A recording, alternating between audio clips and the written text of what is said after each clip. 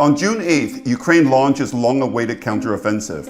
On June 23rd, Russia's Wagner Group staged an open rebellion. On July 10th, Turkey agreed to clear the way for Sweden's NATO membership.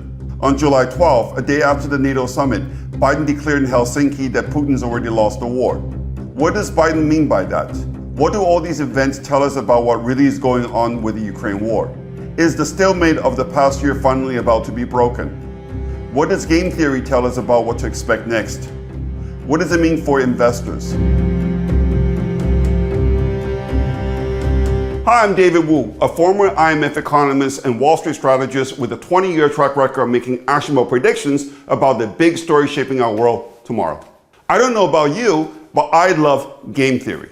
Game theory is the study of conflict and cooperation between rational decision makers.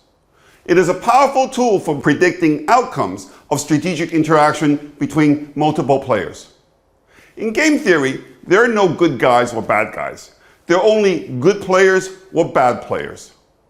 In other words, game theory is ethically or morally neutral. Game theory analyzes the results of people's actions given their motives. It doesn't care what these motives might be. For example, Putin says he invaded Ukraine to stop it from joining NATO. His motive is to stop Ukraine from joining NATO, and his action is the invasion. A game theorist does not care if Putin's motive is wise. A game theorist only cares whether his action is sound. In other words, consistent with his goal, especially given the likely responses of other players. One of the most famous games in game theory is the war of attrition game. In this game, the players balance the benefits of outlasting their opponents against the cost of holding out. Suppose there are two players competing for a single object. In the context of the Russian-Ukraine war, we can think of this single object as Ukraine's NATO membership. The conflict stems from the fact that Ukraine wants to join NATO, but Russia sees Ukraine's NATO membership as a threat to its own security. This characterization of the conflict is consistent with the fact that the Russian invasion of Ukraine came exactly 1 month after the US affirmed the right of Ukraine to join NATO in January 2022. Justified or not, Russia fears that once Ukraine joins NATO, American missile launchers could be deployed directly on the Russian border. In the war of attrition game, a player can drop out at any time. Indeed, the game ends only when one of the players drops out and the other player gets the prize. Assume the value to both players for winning the prize is V, which stands for value, or in the Russia-Ukraine war, for victory. Furthermore, each player incurs a cost of fighting equal to C, for cost per unit of time. In one equilibrium, one player drops out immediately and the other one wins. We will not go into the math here, but there's another equilibrium called the mixed strategy equilibrium in which player 1 or player 2 exits with a probability of C divided by V per unit of time. What you can see in the equation is that the higher the cost, the higher the probability that the game will end sooner. However, the higher the value of the prize, the greater the probability that the game will go on longer. In the case of the Russia-Ukraine war, it is very clear that V is very high. This is because for Ukraine, joining NATO would mean a credible deterrent against Russian aggression. As for Russia, Ukraine's joining NATO is an existential threat to its security. Because V is very high, neither side has an incentive to exit the game quickly. This means, all being equal, the war will likely drag on for a very long time. But what about C? C being the cost of staying in the war. From the start of the war, the objective of the West, led by the US, has been to increase the cost to Russia for staying in the war in order to force it to quit. Indeed, the entire Western strategy can be seen in this light. Western economic sanctions have been designed to increase the economic cost for Russia. The Western policy of international isolation has been designed to increase the political cost for Russia. Western military aid has been designed to increase Russian military casualties, meaning the human cost for Russia. But the Russian economy so far has withstood the Western sanctions much better than expected. In 2022, the Russian economy shrank by only 2.1%, and the IMF is now forecasting it to grow by 0.7% this year. Russian seaborne oil exports recently reached their all-time high. The Western policy of international isolation has not only failed to isolate Russia, but it has actually helped strengthen the partnership between Russia and China, boosted the unity of the BRICS group, and increased calls in the global south for a transition to a multipolar world. However, there's no doubt that Western military aid to Ukraine has raised the cost of the war for Russia. If it weren't for Western weapons, Ukraine likely would have lost the war already. So where do we go from here? A long drawn out war of attrition? World War III? Which side will win?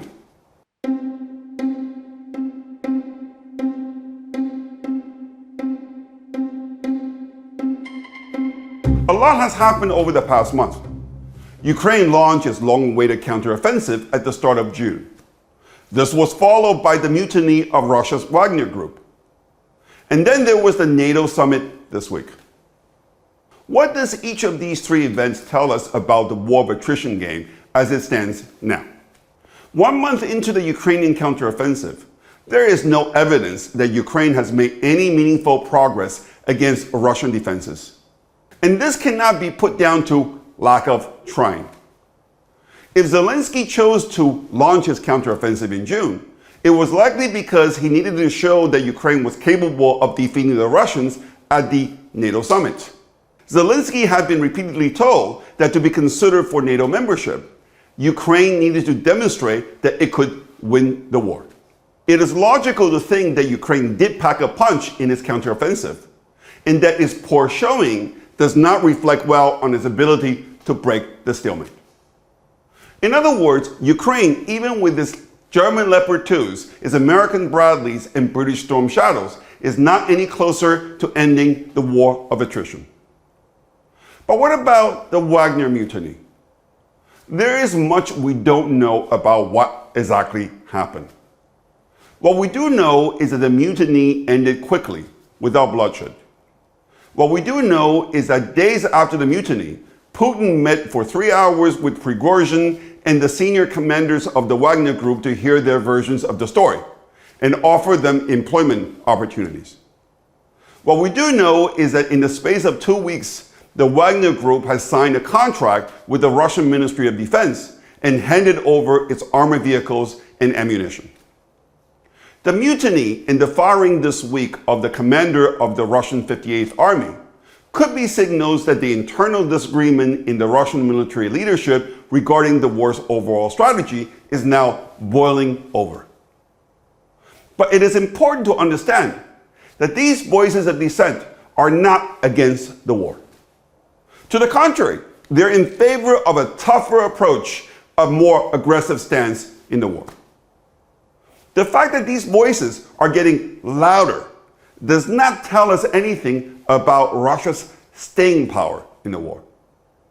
In our war of attrition game, the mutiny of the Wagner Group does not imply an increase in the cost to Russia for staying in the war.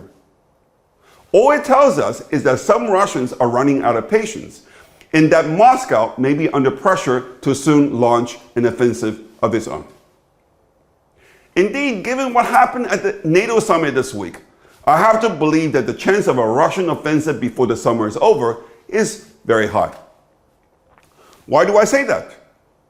On the surface, Zelensky came away from the NATO summit in Vilnius with nothing but empty promises. The joint declaration by NATO says no more than that NATO will be in a position to extend an invitation to Ukraine to join the alliance when allies agree and conditions are met. But no conditions were set out and no timetable was given. On the surface, the NATO summit looked like a feel-good PR exercise for member countries. Yet, 3 important messages came out of the NATO summit if you listen carefully. 1, the declaration that Ukraine's future is in NATO was meant as an unequivocal message to Russia about NATO's commitment to Ukraine's membership. The fact that the declaration runs counter to some of the proposals coming out of Europe lately suggests that the hawks, i.e. the neocons in the Biden administration, are still in the driver's seat. 2. NATO is no longer shy about acknowledging that it sees the Ukraine war as a proxy war between NATO and Russia. Jens Stoltenberg, the NATO Secretary General, was asked by reporters at the summit if he's worried the Ukraine package places the West closer to a direct war with Russia. This was his answer. He said there is no risk-free option, but the biggest risk is if Russia wins the war. He said it will be a tragedy for Ukraine if Putin wins, but it will be dangerous for us. It will make us more vulnerable. The message here is that if Russia wins the war in Ukraine, the rest of the world will be vulnerable. I will leave it to you to judge how a country whose economy is the size of Italy can threaten Europe, let alone the whole world. What is very clear is that Western leaders facing growing war fatigue at home have decided to persuade their voters that Russia is coming after them next. In our war of attrition game, war fatigue is increasing the political cost to politicians for their continued support for Ukraine. Apparently, their response is playing up the stakes of the war, namely the value of the price V in our equation. This portrayal of Russia as a global threat provided the rationale for the decision of the G7 countries to engage in negotiations with Ukraine on bilateral, long-term security commitments and arrangements. It was announced that the negotiations will start immediately. The idea is that long-term security commitments and arrangements will be more difficult to reverse in the future, even when governments change. Of course, long-term commitments and arrangements will still have to be adopted by the representative bodies in each of these countries. But the intention conveyed by NATO is very clear. It is preparing for a long fight.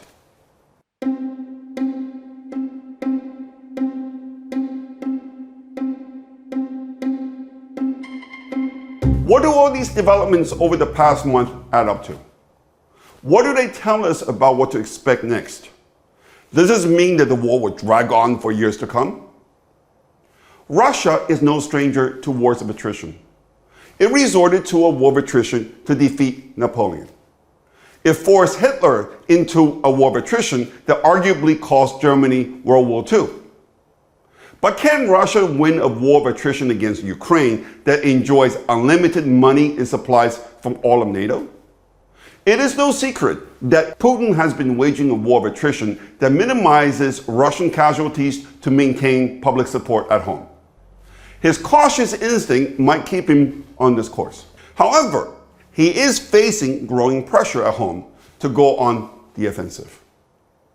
The triumph of the hawks at the NATO summit means Ukraine's military capabilities will only get stronger over time. It was announced this week that Ukrainian pilots will begin to receive F-16 training in August. Putin might decide that he needs a decisive victory before the winter to force a settlement, or at least greatly diminish Ukraine's fighting capabilities. Russian reports suggest Ukraine has already sustained heavy casualties that will be difficult to replace. And there's even agreement that Ukraine and the West are now running low on ammunition. So what will Putin do? I don't know. A tough call. But sometimes in wars, you have to take risks.